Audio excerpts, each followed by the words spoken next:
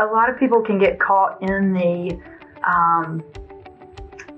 general stance of, we appreciate our military and we appreciate our veterans and what they've done for us. But, there's in my opinion, a defining difference between utmost respect and then, implementing that and driving that towards action. This is Real State, a podcast from CSG South. Join us as we talk with policymakers and public leaders shaping state-level decisions across the South and explore how ideas move from policy to real impact. Hello, and welcome to Real State. I'm your host, Lindsey Gray. Across the South, support for military members and veterans is a defining priority. The region is home to a significant share of the nation's nearly 19 million veterans, and states like Alabama play a critical role in national defense through their National Guard, with more than 12,000 soldiers and airmen serving statewide. As a result, states are taking a closer look at how to better support those who serve, both veterans and active duty military members, and how state policy, leadership, and strategic investment can strengthen those efforts. In Alabama, that work has gained real momentum under Governor Kay Ivey's leadership, with a growing emphasis on both veterans services and military readiness. Today's guest, Casey Rogers, has been at the center of that work. First as External Affairs Director for Governor Ivey, and now as Deputy Director of External Affairs and Strategic Communications for the Alabama State Military Department. Casey, thank you for being here. Absolutely. Thanks, Lindsey. Happy to be here. I'm glad we're getting to connect again. You've had a unique vantage point working at the highest levels of state government and now directly in the military structure. So what prompted your transition from the governor's office to the Alabama State Military Department, and how did your experience in external affairs prepare you for this role? So, great question, Lindsey. It was one that I don't think we could have predicted, but when you look back at all of the stars aligning and when they did, I think you hit the head of the nail with momentum. When you're working in a governor's office, particularly one like Governor Ivey, she is all about implementing things that provide real results. And so when you're looking at towards the end of a term and you're looking at where the momentum is going and what you're trying to accomplish, given I look at the runway of it all and the momentum from this, you look at, okay, well, if this is an opportunity that fits, then it's something that I want to be a part of. And for me, it really started 10 to 11, 12 years in the making. I was able to work for a congresswoman who really championed veterans in our military as well. And so coming from a military background family as well, that's always been something that's been super important to me. But the congressman really championed that in action and that in policy and what could be driven by that. And so there were things that started 10 to 12 years ago that, as luck would have it, and being on the blessing side of that for Governor Ivey, we got to see the F-35s bed down at our 187th at Danley. Talk about a really, really cool moment where, we had done all the research and the intern level type work onto fruition, and then seeing them actually bed down. It really painted a picture that sometimes great things just take time. And so having somebody in that methodically champions it over the course of a period of 10 to 12 years, you can really have some big wins. Wonderful. So this is a long-term plan, a long-term goal, whether you knew it during that those years or not. It's certainly become part of your story, a huge part of your story. And I guess it started as a kid. So you've been part of Governor Kay Ivey's push to elevate veterans and military priorities. What has driven that momentum in Alabama, and what makes this moment just different than some of the years past? A lot of people can get caught in the general stance of, we appreciate our military and we appreciate our veterans and what they've done for us. But, there's in my opinion, a defining difference between utmost respect and then, implementing that and driving that towards action. And so I think in a world where there are a million policy priorities, you really have to put a lot of emphasis on the ones that you want to see action. I feel like it's been kind of a slow evolving thing where you see implementation of a new mission at our 187th. You see a heightened sense of recruitment and readiness moving forward. When I was in the governor's office, I prayed constantly that we would have folks that understood what the needs were of our military and that they would be able to communicate those, because it's a lot different from a civilian to a non-civilian, carrying the policy or carrying the water, so to speak. And so having somebody who cares about it is one thing, but then having somebody who can get in the weeds about it and say, no, what is it that you actually need and what are our long-term trajectory items? And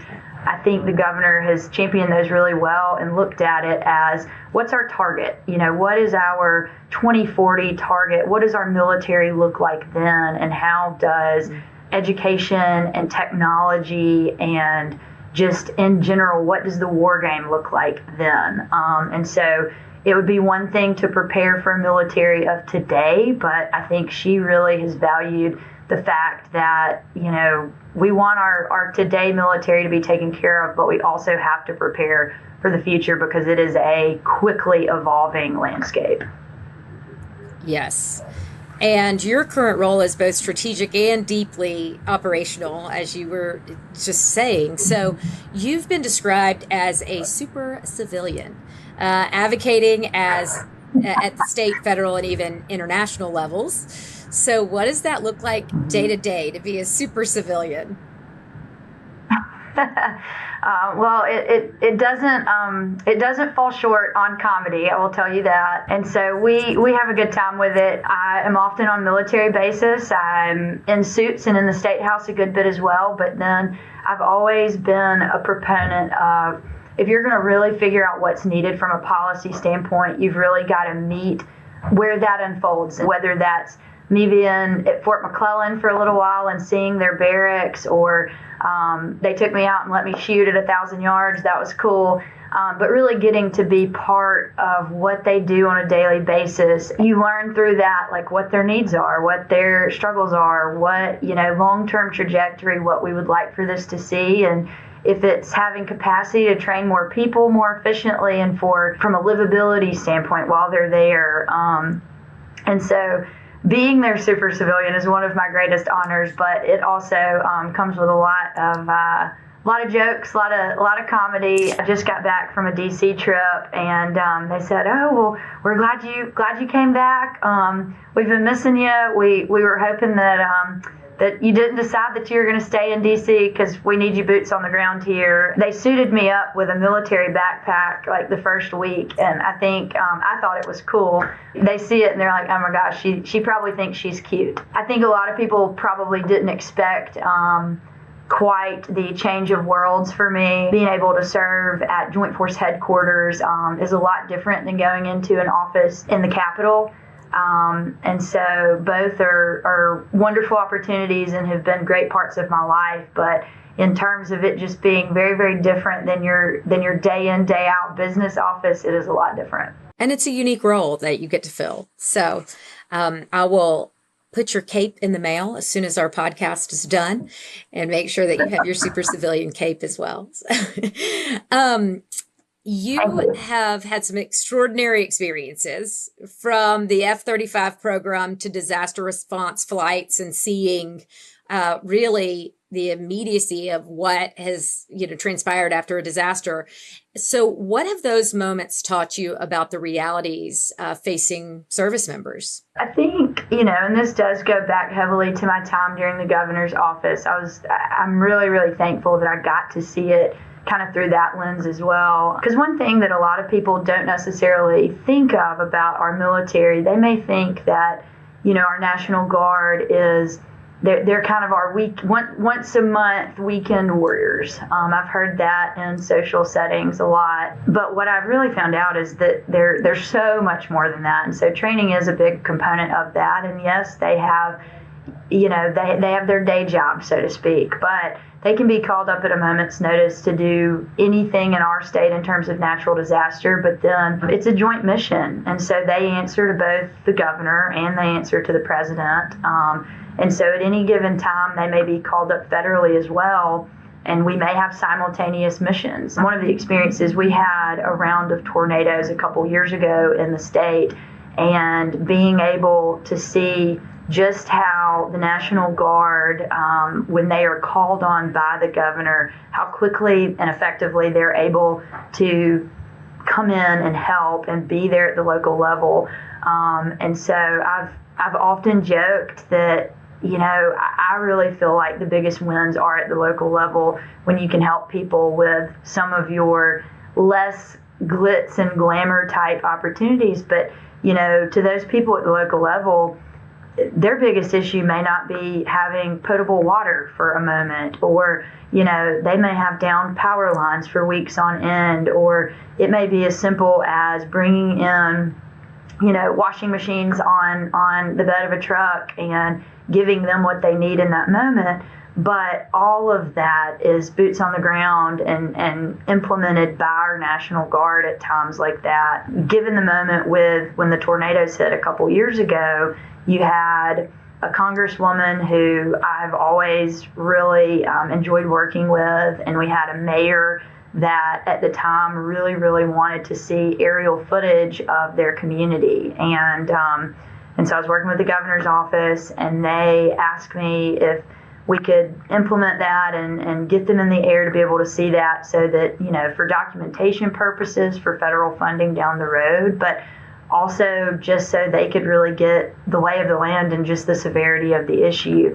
I was not expecting to see a congresswoman who had grown up there, and that was her old stomping grounds. That was people that she cared about, her community to a T, and getting to see that through her eyes in that moment. And I'll never forget that, because I think that that's why we do what we do, and being able to figure out the rebuild on that. But, it's easy to get swept up in, oh my goodness, I'm getting to fly in a Black Hawk today, or I'm, getting to meet with such and such. And those are all very cool moments. But I think at the end of the day, when you really think about the heartbeat of Alabama, and you think about the folks that on our worst day or our most challenging day, the people who do come in and try to alleviate that pressure for our citizens in our state, I naturally think of our National Guard. And so I'm really proud to be able to advocate for them. Amazing. The Alabama National Guard plays a unique, complex role, and you mentioned this earlier. They report to the governor, but also to the president. So for those less familiar, can you explain the dual state and federal mission of the National Guard and how that balance plays out in practice? Roughly right now, I'll kind of paint a little bit of a landscape of where we are. We have just over 13,000, and I would say just under 800 of those men and women, soldiers and airmen, are deployed overseas. And so some are running missions here domestically. Southern Border, for instance, would be one of those. But then we have missions abroad as well. And so a lot of people, when they think about it, they think that it is just the natural disasters, and it is just when the governor calls upon them. And that is certainly a very important part of their mission. But if the federal government needs folks to go into a scenario, we obviously have evolving and changing landscapes right now. And so I came on about a year ago, and we've had continued ask at the federal level, and it starts, we get what they call an op-award, and it basically is a statement of need and kind of what's coming down the pipeline, and we match the need with our talent or readiness and scope. And so we have a lot of diversity in our military assets here in the state, and that's been an interesting and a very cool thing to see, because they may specifically at the federal level need a military police, an MP. And so we look at our roster and see how we can, from a personnel standpoint, fulfill that request. And so it's neat to see how it happens in-house at Joint Force Headquarters, because it's the perfect balance between looking at what our capabilities are and then looking at our roster, and then also, keeping in mind that if we send folks to fulfill a federal mission, we also have to retain enough here that we're prepared for any instance where the governor might call as well. That's why when we talk about readiness being one of our biggest components and keeping our recruitment numbers the way they are, but we're only as good as maintaining those because the missions don't stop. So Alabama operates as a fully joint force, Army and Air.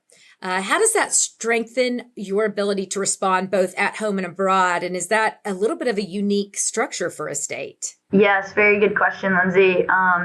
It's unique, and it's something that, in moving towards a fully integrated joint force has been an interesting thing to see in our state. Our leadership component has both represented. And so at any given level of decision making here, we look at how this is going to impact the whole. When we are also doing missions abroad, there may be a component to that is Army and Air. It's neat because we have all of that in-house here. And it's just really cool because our Army numbers heavily outweigh our Air numbers. And so we have Army structures really all over the state. And then we have two wings, as they call them. We have a fighter wing at the 187th at Danley, and then we have the 117th Refueling Wing in Birmingham at Sumter Smith. All throughout the state, we have Fort McClellan, which is a training center for all of our Army, just on down throughout the state, their assets. But within that, there's also a lot of diversity, whether you look at, I know I mentioned it before, but our military police, or you look at our 20th Special Forces group. I was looking a couple weeks ago, just being their super civilian and thinking that things were interesting. But when you look at the geographic footprint of that 20th Special Forces group, they pull folks from truly all over the country. And that's not just unique to our 20th Special Forces, but we really do have a unique makeup. And whether it be comms or logistics or you name it, there's normally a niche that you can serve and be in Alabama, and it fit pretty well to your needs. Nice. The 117th did presented the colors and retired the colors at SLC this past summer in Birmingham. So it was very special. So, y'all have recently unveiled a long-term strategic plan. So the department's new plan focuses on people, readiness, transformation, and partnership. What do each of those pillars mean in practice? Thank you for acknowledging our strategic plan. We've put a lot of time and energy into it.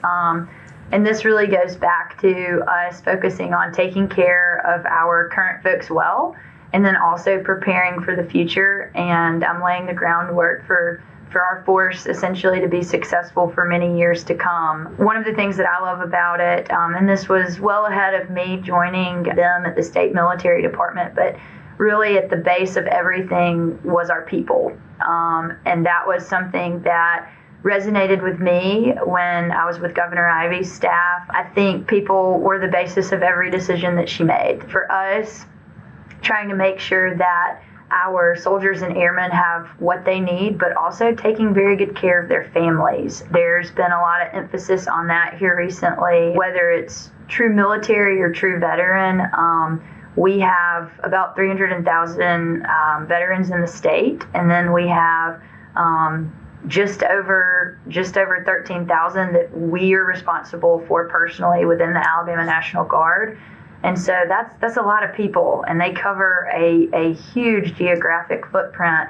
And so trying to listen to them in terms of what their needs are, and that show up down the road in terms of policy decisions, but then also the leadership decisions internally.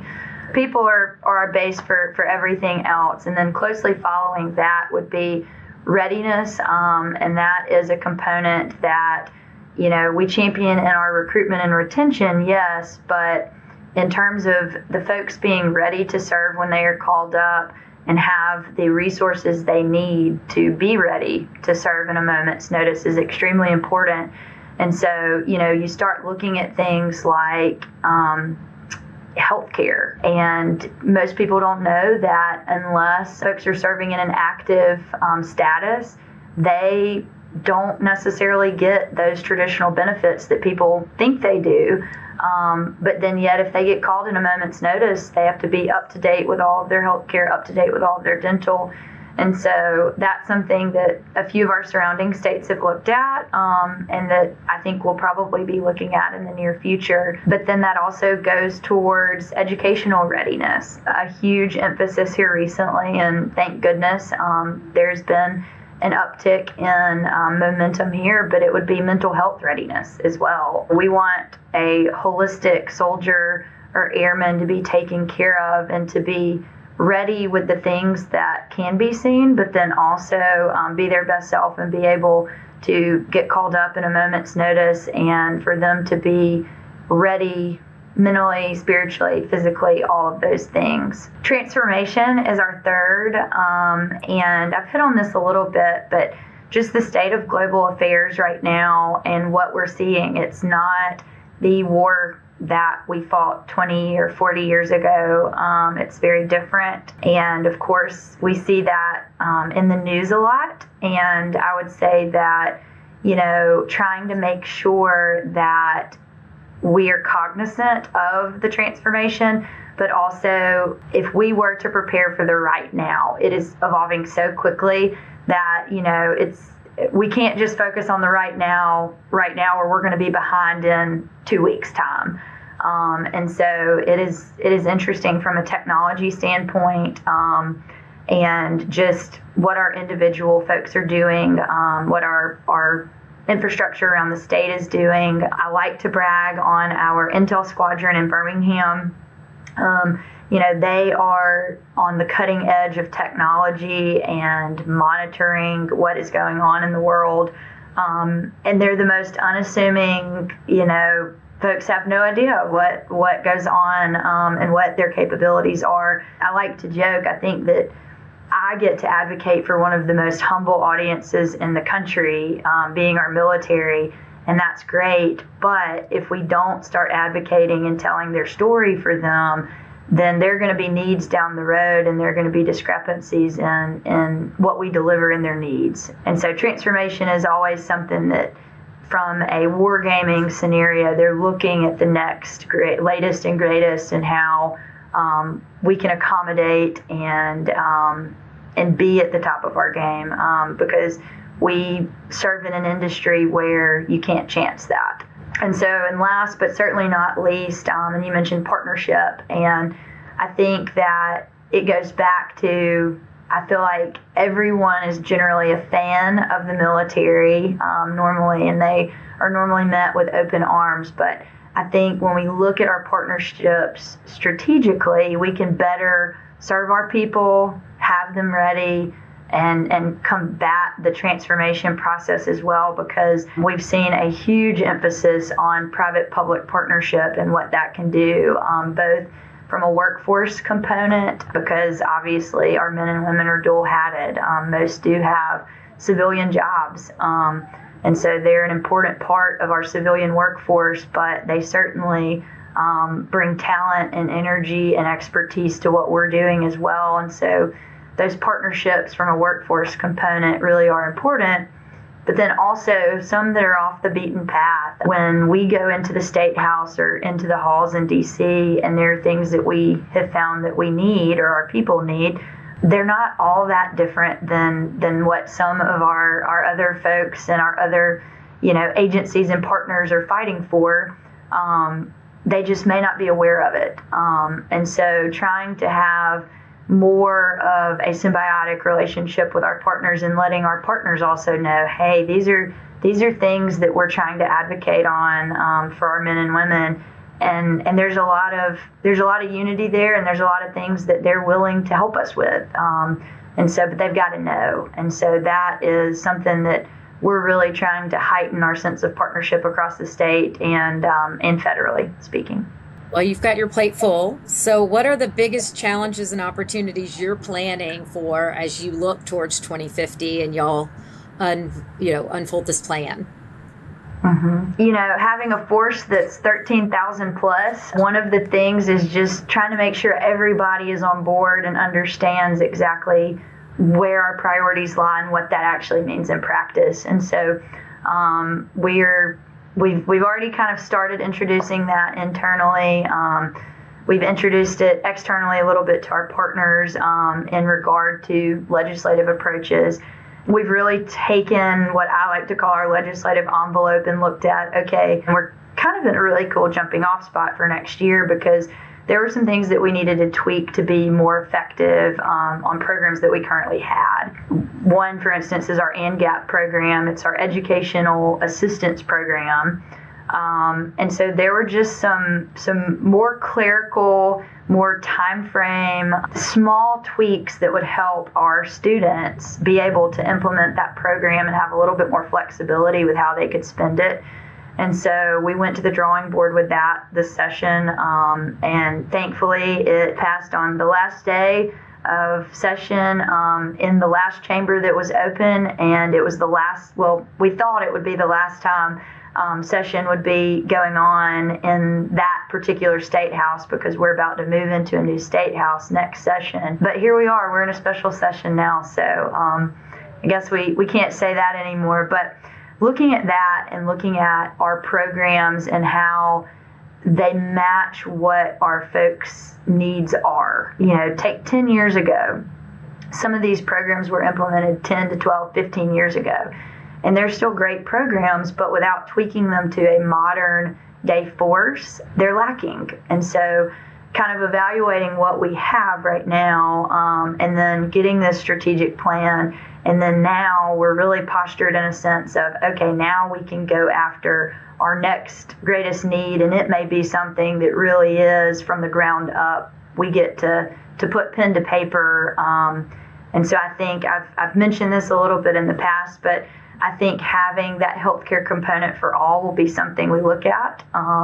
It's something they're looking at the federal level as well, but it's certainly a need. And as our men and women continuously get asked to do more with less, I think that is something that single-handedly would help our force and prepare them. And also just from an implementation standpoint, us having more of a roster that is ready to go. I think we will heavily be looking at that, but stay tuned. Okay.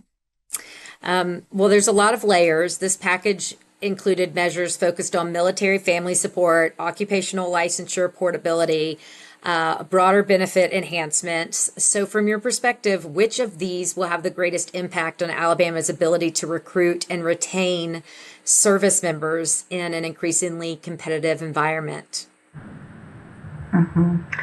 Well, I would say, you hit the head on the nail with people and their families. And so there's certainly benefits to the individual soldiers and airmen that we need to focus on. But we can't neglect the fact that they come along with families, whether they move here, whether they reside here permanently. And it may be as simple as a license reciprocity scenario where we make that move a little bit easier for that family or for that student. And, I look at it and they talk a lot about the resilience of the military family. And that is not to be taken lightly in any regard. There's a lot of moving parts. There's a lot of just movement in general. And so trying to stabilize that as much as possible for a family that is giving of their parent or their spouse to military service, I think is certainly important. But I also think that giving the individual member, whether it be soldier or airman, what they need to alleviate any pressures, whether that be health insurance for all or, dental for all, so that it's one less thing that they're having to take out of their pocketbook to be ready to serve our country. I can get off and on a soapbox tangent on that pretty easily, but I just think that from an awareness standpoint, I think some folks are not as aware of the day in, day out ask that we're asking our soldiers and airmen to make. Even growing up in a military family, My dad, he was Army National Guard and ended up retiring about 2 years after I was born. I was raised in a military home with a deep appreciation for everything that he had done in his service to our country. But the interesting thing about it, he was already retired, and so I didn't get to see the day in, day out. I was not alive when he was deployed. My mother was actually pregnant with me, and so she did 9 months on her own. And that was those real moments of signing over debt to it from a young family, and you sign over debt and your spouse is deployed, and now you're raising your children, and that's certainly a scary component for a spouse. I just look at it and it's like, those are a lot more real scenarios in our world day in, day out. And sometimes our communities or our civilian population may not see that as up close and personal as they may or may not need to be able to really champion some of these things for our men and women. When you just shared a personal scenario or experience for you about your father. So you've worked closely on both veterans initiatives and active military support. So how do those two areas intersect, and where do you see the greatest opportunity to better align support systems across a service member's full career? As you mentioned, you didn't get to see the day in, day out of your father's military career, but you did see the veteran side of it. And so now that you're on this side working on with the military and obviously your background in government, where do those two intersect, and what's that greatest opportunity for the full service member's career? Yeah, well, we've seen, and by we, I mean just the Ivey administration as a whole, have seen, in my opinion, a lot of momentum in this area and a lot of victories in this area. And so we now have 2 cabinet level agencies that are in Veterans Affairs and then our military department. And so we've seen a lot of, lockstep action on this. And, what we have found is obviously we are entrusted to provide for these folks while they're in the military and while they're in that moment serving our country. But then certainly when they graduate to being, and I say just a veteran, and it's anything but just a veteran, but you look at it and the challenges are a bit more complex sometimes in the individual buckets, but they really are kind of more so all holistically. Let's take care of this person from a mental, physical, spiritual component, and kind of the holistic health of that person or individual and their families. And so, we look at it, we've had a lot of public-private partnership. We've seen, a Veterans Resource Center that was a thought, a few short months ago, and in less than a year, they've been able to have a facility downtown. I spoke to the executive director last week, and they've already had folks come in and going, and they've been able to connect them to benefits that they rightfully, have been able to get during their military career. But a lot of folks on the veteran side, and my dad was actually one of these, but, they don't necessarily need the assistance right after they leave their service. But then in years to follow, as they age, and it's an aging population, they may need more from a healthcare component or, general services component. But then just the paperwork and the bureaucracy that goes along with that is a lot to sift through. It's a lot for, my mom and I do a lot for my dad with that, but for folks that may or may not have family members that are, helping them and committed to that process, or just when general issues arise, we need those veteran service officers that have access to what these individuals can garner at the federal level and then what they can garner at the state level. And so we've really created the space for everybody to come to the table and have a one-stop shop. And so that momentum has been a really cool thing to see. And so it's neat that, from a public-private partnership, Alabama Power was immensely involved in the process of the Veterans Resource Center. But to have a company and a partnership in our state champion veterans in our military the way that they did, and kind of creating, I think, a blueprint of what that might look like, because I think a lot of our partners, they're willing and probably able and probably apt to wanting to do something like that, but then actually having a blueprint of this is what we've been able to do, I think is really cool. And so, calling all partners, if there's anybody out there that wants to jump in, we can certainly help you figure out where to get plugged in. But the momentum side of it is something that I really hope that we keep in the next administration. And I think it's important because it's great that we've been able to do big things, but I think, as the governor always says, our greatest days are ahead of us. And I think there's a lot of needs that still have to be addressed. Yeah.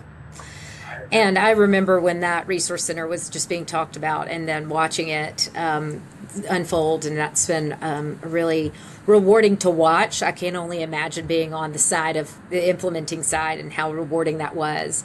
What does Alabama do particularly well that other states might learn from? Besides the resource center, I think that's a shining star that could be pointed to. Well, I would say, and I'm sure other states have this in theirs as well, but I really think that we have a unique opportunity, and we're uniquely blessed with our congressional delegation all being extremely tight-knit. And so, though they may be on different sides of the aisle with certain issues, but really working in lockstep in Washington, but then in our state house, I look at our committees in both the Senate and the House, and those men and women on our committees, we try to communicate with them regularly throughout the year, and so they know kind of what's going on at Joint Force Headquarters, what's going on across the state, and so they know what our needs are, and we're not just going to them one time a year and asking. And so I kind of really feel like our committee members do life with us, so to speak. And we're really, really thankful for that. And whether it may be, touring Fort McClellan and seeing what we've got going on there, or meeting folks here and just generally going over where in the world all of our force is and what they're doing. They're interested, but they also ante up. I mean, they take a great interest in us, but then I also saw it time and time again in the State House this session where they did, champion our legislation. And I was really appreciative of that because, anything can happen in a State House. And so you really need people that are championing the cause that's important. And they did that. And so I would say that our people are our most unique asset, and we've got a great team in D.C. and we've got a great team in our State House. Wonderful. Well, before we close out, I always have a signature question to ask at the very end. What is the best piece of professional advice you have ever received, and how does it shape the way you approach your work today? That's a great question, Lindsay. I would say don't get in a hurry. When I was an intern in Washington over a decade ago now, over 15 years ago now, somebody told me, they said, Casey, you have the ability to be great in what you do. You just don't need to get in a hurry because you're going to miss part of the blessing along the way. And I didn't understand it then at all. And I was in D.C. this past week. And for whatever reason, that came to mind. And I was thinking, when I signed on for the governor, she and the current chief of staff, Liz Fillmore, they basically told me, it's a unique chance to live history. And they were immensely right in that. There are a lot of hard days in there over the course of a 5 to 6 year window, but you look at it and you can really see positive change for the state of Alabama. You can see some of those things that in the day in, day out, methodical approaches, and something that was always talked about growing up in my household was discipline. And so, you have to have that discipline to implement and to kind of stay in the vein of seeing change through. But I think if we get in a hurry, we just miss a lot of the blessing along the way. Because when I look back on it, it's not normally the huge moments or the glamorous type stuff. It's normally, I can remember leaving the Capitol at sunset after one of our longest days a couple years ago and thinking, we really did work that mattered. And so I just think, don't get in a hurry. That's I'm sure I should have something way more philosophical or wordy than that, but just don't get in a hurry. I love it. I love that I get to ask this question every 2 weeks, and it seems to be like the exact thing I need to hear personally. So every 2 weeks, I get like a little burst of good advice from state leaders and staff and other folks, and it's wonderful. So I know it's a great message for everybody listening. So I met Casey several years ago now during CSG South's professional development program for government staff called SAGE. Look into it if you haven't heard of it. But I appreciated getting to know you, Casey, then, and feel privileged that our work still intersects. But more importantly, you've become a friend, and I really appreciate just having two gals from Alabama talking today. So, Casey, That's right. Thank you for joining us. Yeah. So thanks for joining us. Thank you for sharing your perspective on the important work happening in Alabama, and keep supporting those who serve our country. We need more people like you. So we just appreciate the work that you're doing and for carving out the time to be with us today. Absolutely. Thanks, Lindsey. And I look back over it, and that's one of those things also, don't get in a hurry, because you just never know who you're going to meet along the way. And so certainly you guys have been a tremendous asset. And I look at it, and we could not do the policy work that we do without having the assets and the research and the expertise at times that we call on you guys for. So we just appreciate that. And, furthermore, your day in, day out support, and love getting to hear from you on a random text or call, or, it's nice knowing that folks at y'all's level and doing what you do really do pour into the states. And so that doesn't go unnoticed. So thank you. Thank you so much. Well, as we wrap up, to our listeners, thank you for tuning into Real Estate. For more conversations like these, visit csgsouth.org and look into that professional development program, SAGE, that was just mentioned ago. I'm Lindsey Gray. Let's keep it real. Thank you for joining us today on Real Estate, where we keep it real about what really matters.